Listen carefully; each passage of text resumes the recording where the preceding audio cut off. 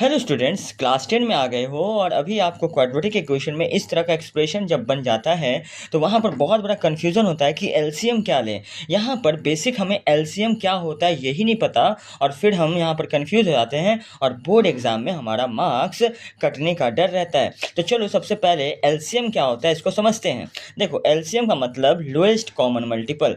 इसको एक easy example समझो। मान लो 1/6 + 1/8 दिया हुआ है।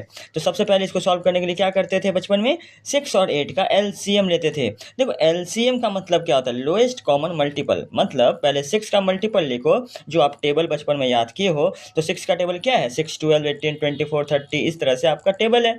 और वही 8 का अगर मैं मल्टीपल की बात करूँ तो इस तरह से आपका मल्टीपल्स है। यहाँ पर देखो कौन कौन से मल्टीपल्स कॉमन है ना? कौन कौन से मल्टीपल कॉमन है 6 और 8 में? तो यहाँ देखोगे 24 यहाँ भी आ रहा है, यहाँ भी 48 यहाँ भी। तो मैं बात कर रहा हूँ लोएस्ट कॉमन मल्टीपल, मतलब सबसे छोटा स्मॉलेस्ट जो नंबर है, जो 6 और 8 दोनों के टेबल में आ रहा है, वो कौन सा है? वो है आपका 24। और इसी तरह से आपका जो एलसीएम हो जाता है 6 और 8 का, वो कितना हो जाता है? 24 हो जाता है। उसके बाद आपको पता है कि नीचे वाले से डिवाइड करते हैं और जो भी नंबर आएगा ऊपर वाले से मल्टीप्लाई करते हैं। चलो यहाँ पर अब 6 और 8 का जो है बार बार हम तो मल्टीपल्स नहीं निकालेंगे। तो यहाँ पर एलसीएम निकालने का जो फंडा है, आप इसको प्राइम फैक्टराइजेशन से समझो। देखो, 6 का प्राइम फैक्टराइजेशन क्या होता है? 2, 3। और 8 का प्राइम फैक्टराइजेशन क्या हो जाएगा? 2 × 2 × 2। ठीक है। तो सबसे पहले एलसीएम जब आप निकालते हो तो जो कॉमन होता है, जो दोनों में आ रहा है, उसको आप एक बार लिख दो। अब बाकी जो अनकॉमन है उस सभी डिजिट को आप क्या कर दो? यहाँ पर लिख दो और वापस सबको मल्टीप्लाई करके आपका एलसीएम आ जाता है। तो यहाँ पर हमने एलसीएम समझ लिया।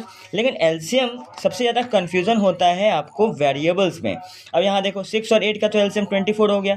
एक्स स्क्वायर और एक्स का एलसीएम क्या होगा? तो देखो, एक्स स्क्वायर का मतलब x × x और x का मतलब x हो गया। तो यहाँ दोनों में कॉमन क्या रहा? x आ रहा। तो एक बार आपने क्या कर दिया? x लिख दिया और जो बचा हुआ था उस टर्म को भी आपने लिख दिया। तो वापस से एलसीएम क्या आ गया? x × x, x square. तो ट्रिक क्या है? जब भी वेरिएबल आ जाएगा तो जो वेरिएबल का हाईएस्ट पावर होगा आपका एलसीएम वही होगा। तो एक्स स्क्वायर और एक्स का हाईएस्ट पावर क्या है? X square. तो यहाँ पर एक्स स्क्वायर ले लो कॉमन में। ओके, कॉमन में।